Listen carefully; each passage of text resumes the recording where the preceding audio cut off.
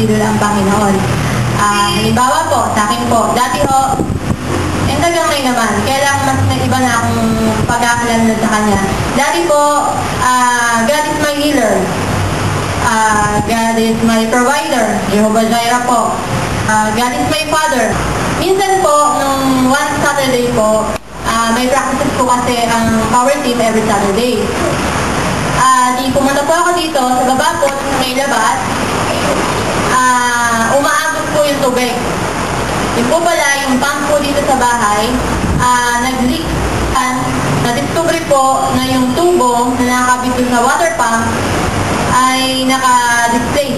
Nag-crack lalong sira. Lalong hindi po na ikabit doon. So lahat yung tubig na umaabot, ang dami po talaga. E di yun po, hanggang sa kinuha niya yung tubo, din tinanggal, ginawa pa niya, pilit niyang inaayos na gano'n eh, umastraight.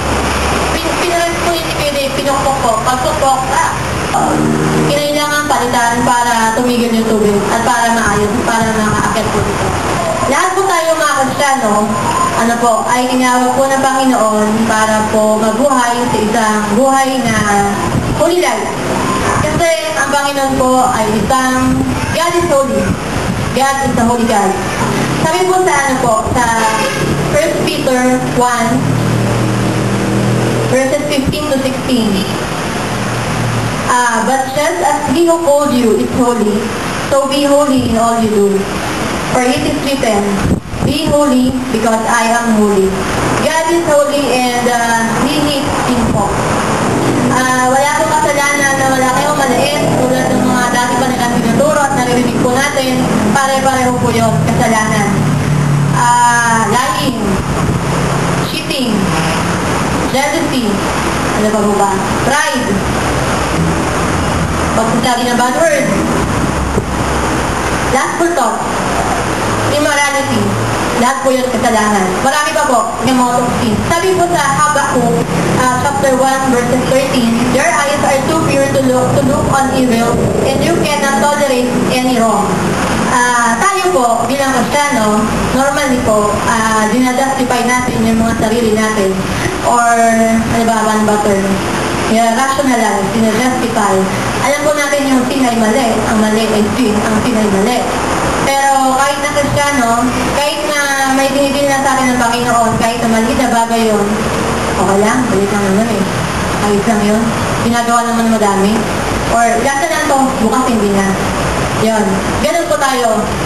Yung kanina ko pong pinento, yung pipe, yung sa tubo ng water pump, symbolizes yung God.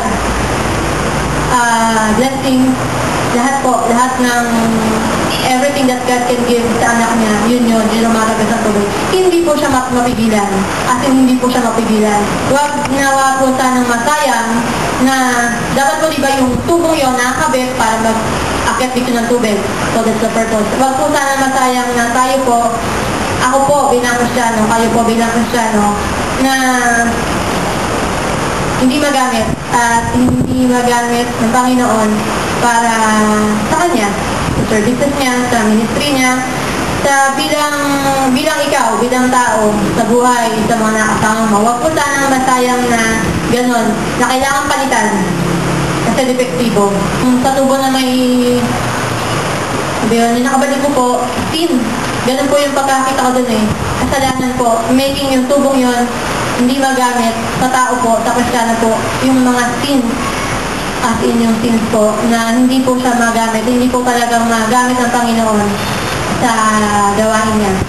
Matthew 7, last na po, Matthew 7 verses 21 to 23, yung story ng ng tumatawag po na, Lord, parang we cast out evil demons in your name. Kaya lang po, diba, sa huli po, parang dininay po sila ng Panginoon. So, wag na nga po sana tayo maging ganun. Sabihin, Kristiyano po tayo, paggamit po tayo ng tama po sa Panginoon. Kung pinakaseryoso po, kahit po isang patak, isang putik, isang drop ng itim, hindi po talaga katanggap-tanggap sa Panginoon. Kasi, He is the Holy God. And, hindi nagbabago yun. He hates sin po. So, yun po. Kaya lang po, powerful po ang God. So, kaya po natin yun. As in, kaya po. Possible po sa atin. Posible po tayo na makasunod sa Kanya. So, we like Him.